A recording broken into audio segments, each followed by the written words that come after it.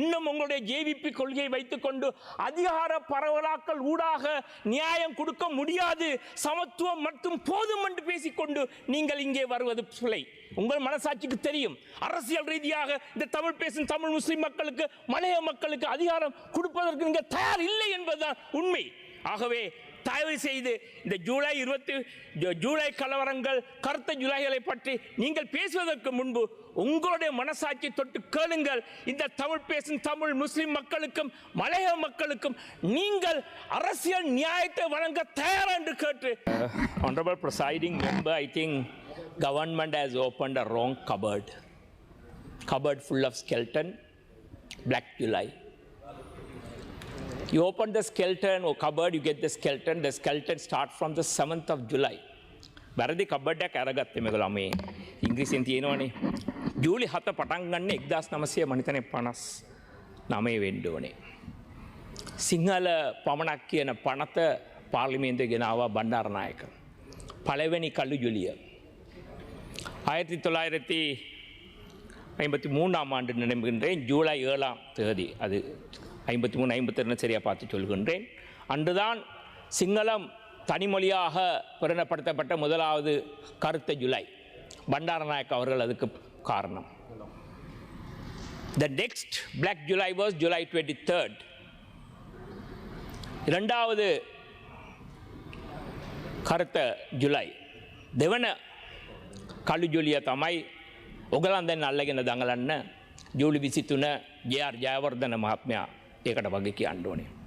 ඒක එතන ඉවර වෙන්නේ නැහැ. අනිත් ජූලිය කියන්නද?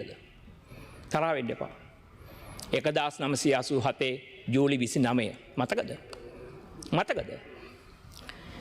මේ දෙමළ ජනතාවට දීපු අවම සහනය අර පළාත් පාලන පළාත් සභාව ඒකට විරුද්ධව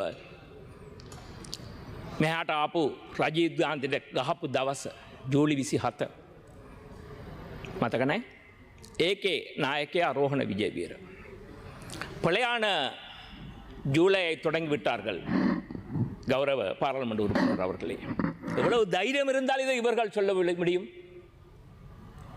முதலாவதாக ஜூலை 7 பண்டாரநாயக்க பொறுப்பெடுக்க வேண்டும். இரண்டாவது ஜூலை 23 ஜே.ஆர். ஜயவர்தன பொறுப்பெடுக்க வேண்டும். மூன்றாவது ஜூலை 29 ரோஹண விஜயவீர பொறுப்பெடுக்க வேண்டும்.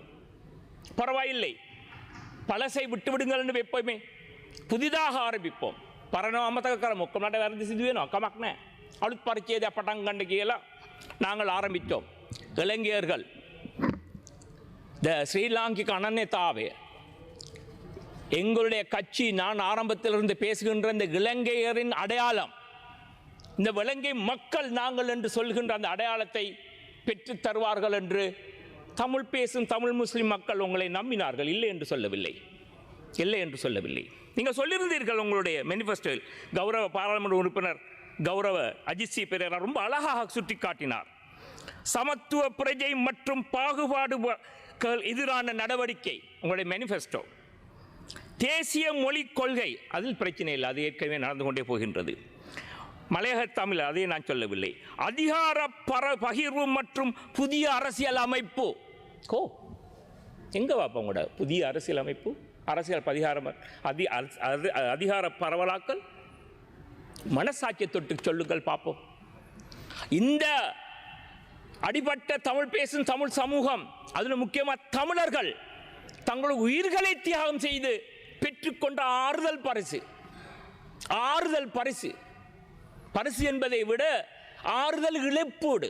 The bare minimum reparation is this bare minimum provincial council. அந்த ஆறுதல், அந்த இழப்பீடை கூட இப்பொழுது நீங்கள் தராமல் வைத்துக் கொண்டிருக்கிறீர்கள். வெட்கமில்லையா உங்களுக்கு?